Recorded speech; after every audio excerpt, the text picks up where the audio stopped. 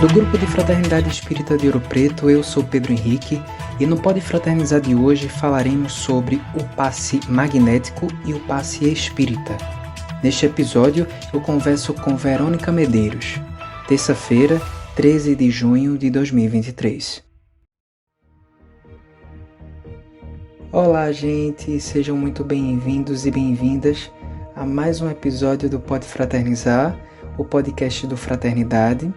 E hoje nós vamos falar um pouquinho de um tema interessante, que é o passe dentro do movimento espírita, dentro do espiritismo. E aí, desde muito cedo, logo quando a gente começou com esse projeto do podcast, eu fiquei com a ideia de chamar justamente ela para falar sobre isso e o momento chegou. Verônica Medeiros, mais conhecida como Vera, pelo nosso Fraternidade. Seja muito bem-vinda, Vera, a esse episódio e gostaria já de agradecer pela sua participação aqui conosco. Eu que agradeço, Pedro, pelo convite e pelo acolhimento assim tão carinhoso, Que a gente possa aproveitar bastante essas nossas reflexões acerca do passe. Antes de falar qualquer coisa sobre o passe, Vera, e as questões introdutórias, eu queria trazer um dado para os ouvintes do nosso podcast, que possivelmente pode não ser espírita, para poder entender um contexto do que a gente vai falar nos próximos minutos. Foi feita uma pesquisa em laboratório com ratinhos. Foram 7 ratinhos, criados em laboratórios e tudo mais, onde nas costas desse ratinho foi feita um corte de 7 centímetros. E aí foi observado em cada um desses ratinhos o que se desabrochou depois desse corte, Na realidade foram 6 ratinhos. Onde no primeiro ratinho ele simplesmente fez o corte e deixou ele lá. No segundo ratinho ele fez o corte e utilizou o antisséptico e o antibiótico. Deixou ele lá.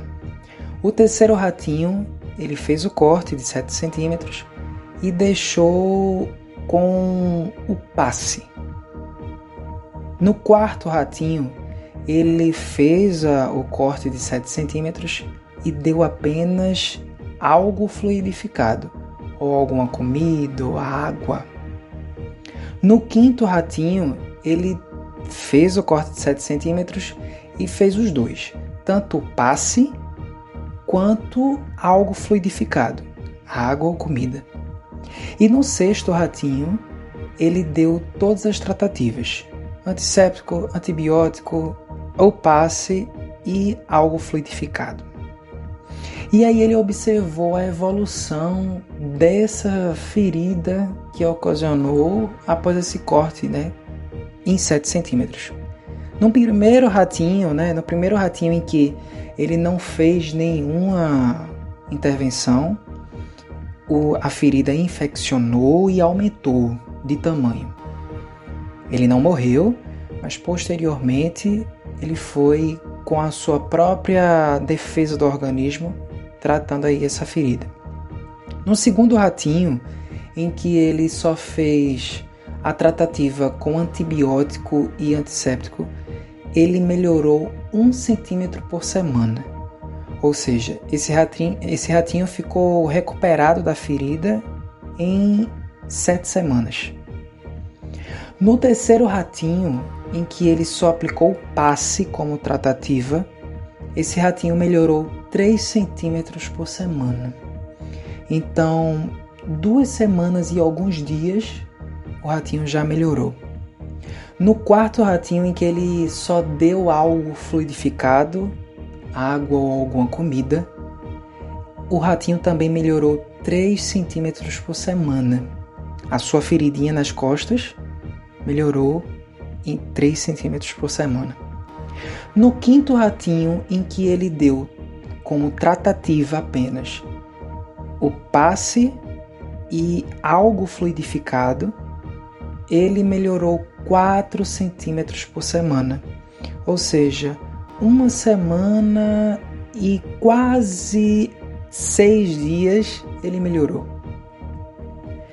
E no sexto ratinho, em que ele fez todas as tratativas, ele utilizou o antisséptico, o antibiótico, o passe e algo fluidificado, o ratinho melhorou em apenas uma semana os 7 centímetros de corte das suas costas. Então, com esse dado, a gente conseguiu identificar, nesse estudo, em que só o antibiótico e o antisséptico era insuficiente na tratativa, mas com a aplicação do passe e de algo fluidificado, esse melhoramento do ratinho aumentou em mais de 70%. Com essa introdução, para que a gente possa entender de fato, essa questão que a gente vai tratar, Vera, eu te pergunto, o que é o passe magnético? Bem, Pedro, você introduz o tema com uma pesquisa bem interessante. Essa pesquisa, eu tomei conhecimento dela através de um estudo realizado por Anete Guimarães, que está disponível no YouTube, inclusive. E Anete refere de que essa pesquisa foi realizada por um físico em uma universidade americana. Essa pesquisa foi reproduzida no Canadá e depois em Lisboa, o que nos permite, inclusive, ter acesso ao texto em português, o que é muito bom.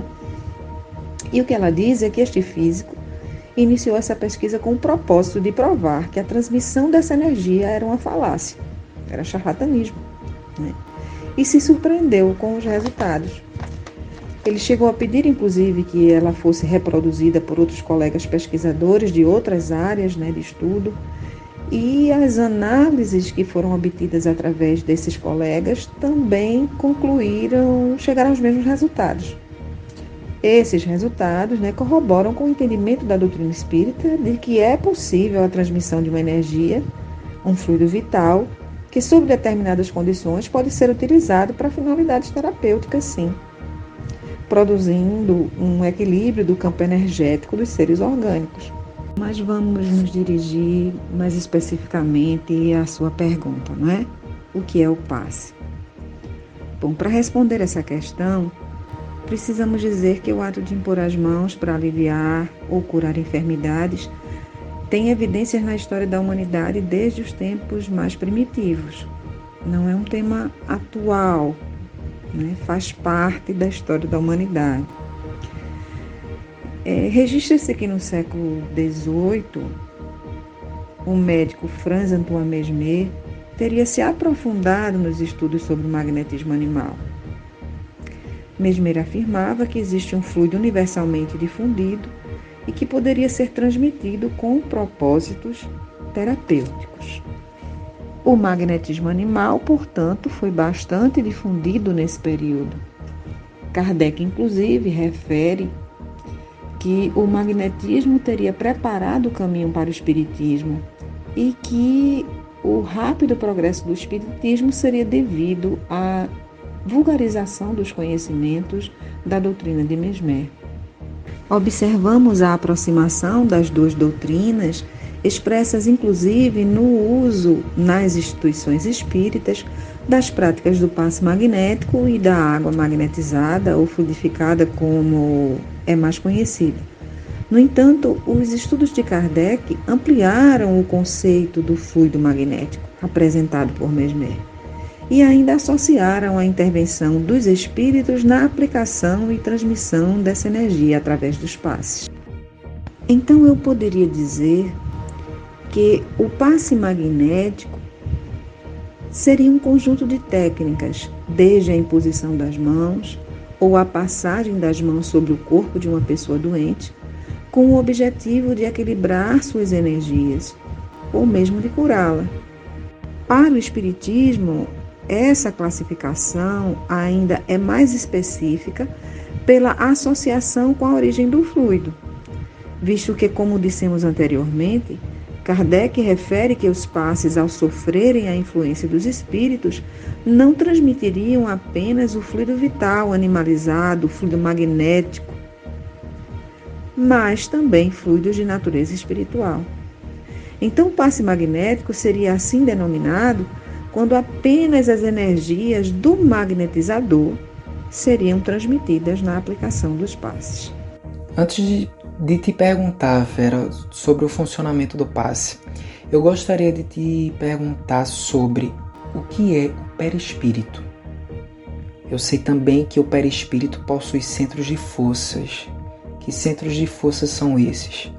Bem, Pedro, Kardec nos diz que há no homem 3 coisas. A primeira, corpo ou ser material análogo aos animais e animado pelo mesmo princípio vital. Segundo, a alma ou ser imaterial, espírito encarnado no corpo. E o terceiro, o laço que une a alma ao corpo. É um princípio intermediário entre a matéria e o espírito. É uma espécie de envoltório semimaterial. Assim, Kardec define perispírito, esse envoltório semimaterial que serve de ligação entre o espírito e o corpo. Já em relação aos centros de força, o que nós podemos dizer é que os centros de força são uma espécie de vórtices energéticos, uma espécie de redemoinho, digamos assim, que tem a função de expelir ou captar a energia vital necessária à manutenção vital do ser humano. Eles estão localizados em diversas partes no perispírito, mas são considerados assim, principais ou mais importantes, digamos assim, os centros coronário, que é localizado no alto da cabeça, o frontal, que é localizado na fronte, o laríngeo, na garganta, o cardíaco, na região precordial, o esplênico, no hipocôndrio esquerdo, o gástrico, que é abaixo do diafragma, o genésico, no baixo ventre, e o básico, que é na base da coluna dorsal.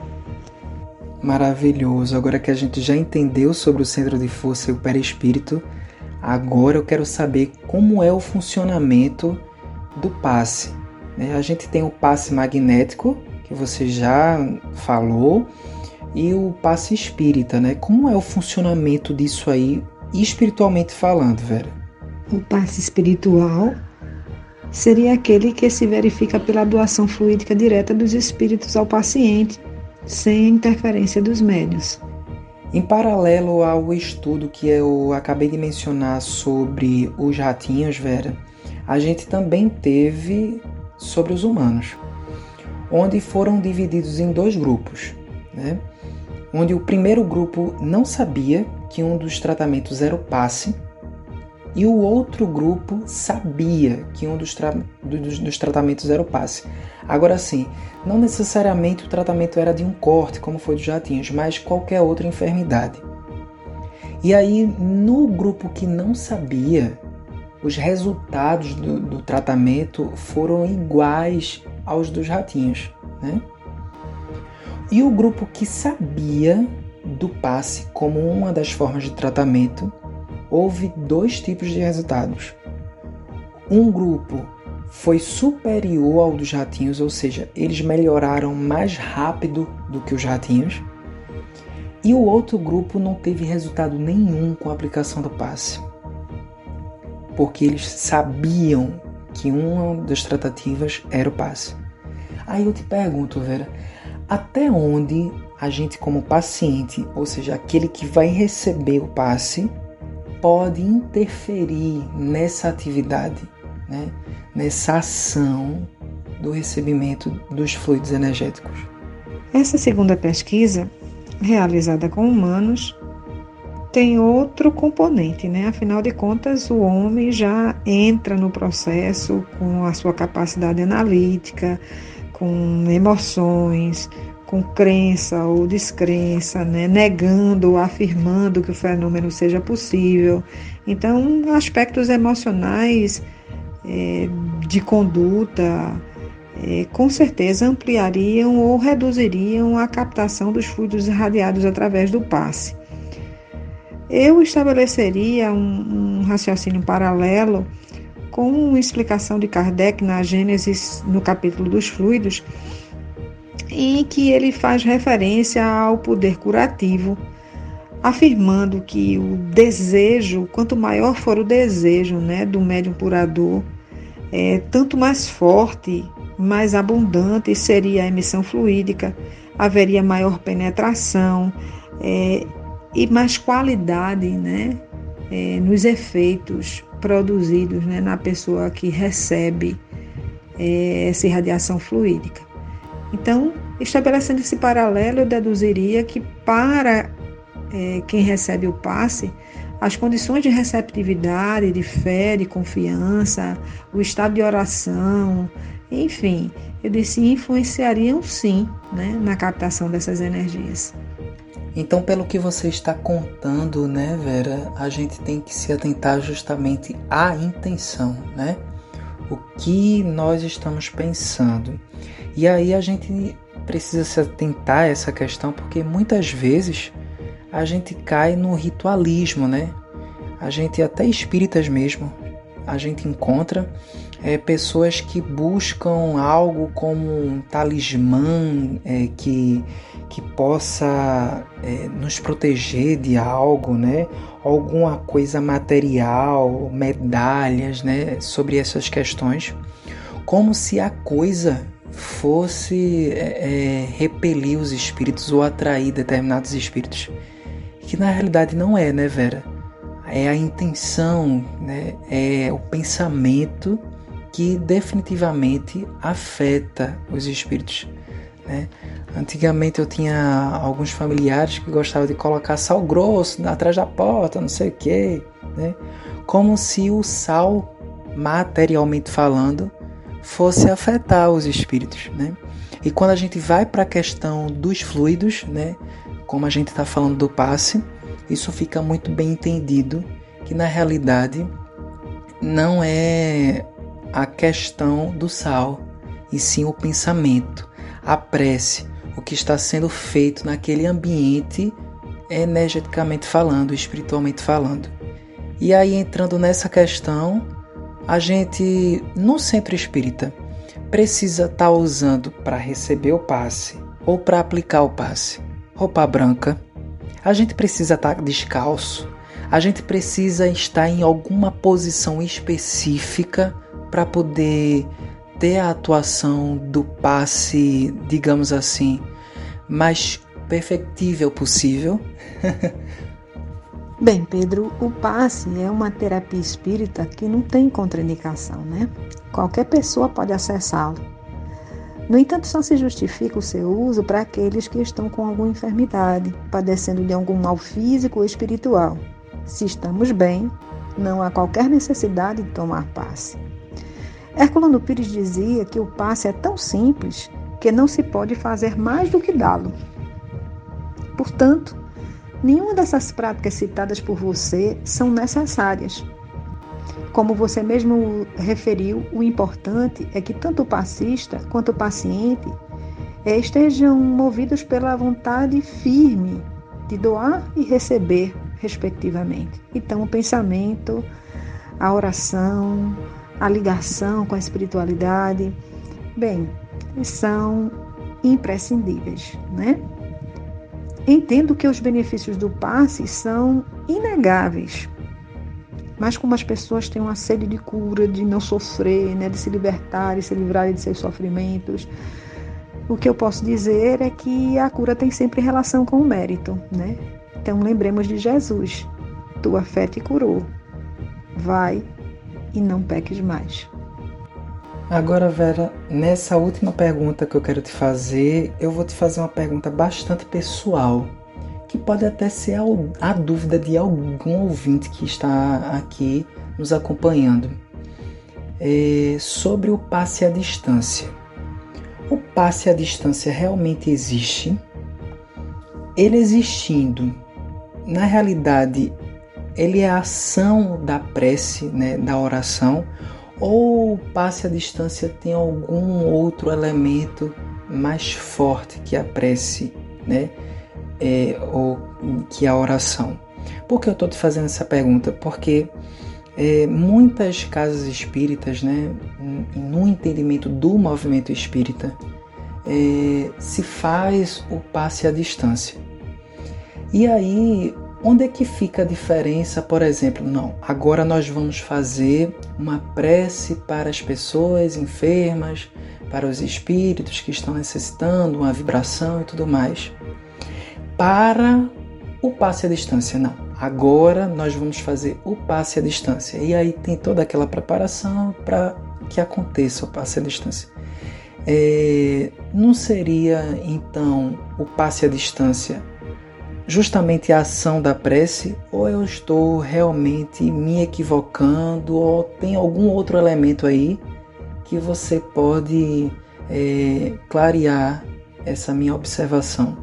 Eu já havia feito essa pergunta para Joaci uma vez, mas aí ele me respondeu num nível um pouquinho mais que eu possa compreender. Eu não cheguei lá, eu não insisti na dúvida com ele, mas aí eu quero saber de você agora. Sobre o passe à distância, Pedro, Martins Peralva afirma no seu livro Estudando a Mediunidade que o passe à distância é uma modalidade de radiação. Já André Luiz, na obra Nos Domínios da Mediunidade, direciona uma pergunta ao orientador, o espírito Aulus. Ele pergunta se era possível aplicar o passe à distância, ao que Aulus responde sim, desde que haja sintonia entre aquele que administra o passe e aquele que recebe o passe. Ele ainda afirma que companheiros espirituais se ajustam no trabalho do auxílio, favorecendo a realização desta tarefa, e que a prece silenciosa, será o melhor veículo da força curadora. Vejamos que destaque, que importância, que ele dá à prece. A prece será o melhor veículo da força curadora. Então, na sintonia e na prece estão as bases para que a transmissão fluídica aconteça. Eu não sei, Pedro, que se conseguir dar conta, de esclarecer a sua dúvida. Você deu mais do que dá conta, Vera. Você deu a conta e ainda pagou a conta. Pois é, gente. Na questão do passe, nós precisamos ter envolvimento. A gente não pode apenas responsabilizar o outro ou os espíritos para que a gente possa nos melhorar. Nós precisamos nos envolver para que a ação aconteça e que a gente pare de fazer qualquer coisa no automático. Vera, muito obrigado pela sua participação aqui no nosso Pode Fraternizar. Eu vou te convidar outras vezes, tá? Já é uma intimação. Vera é uma estudiosa espírita, assim como vários outros trabalhadores do nosso Fraternidade. Eu te agradeço, Vera, e espero que você continue os seus estudos, tá? Para a gente aumentar os níveis dos questionamentos, como dizia o seu companheiro Joaci. Como diz, né? Um abraço, Vera. Até breve. Eu aproveito novamente, Pedro, para agradecer pelo convite e enviar um abraço a todos os que nos ouvem. Eu espero ter contribuído, nas reflexões de todos acerca do passe. Um abraço a todos. Este episódio foi produzido pelo Pode Fraternizar e está disponível no Spotify, no Google Podcast e no aplicativo do Fraternidade.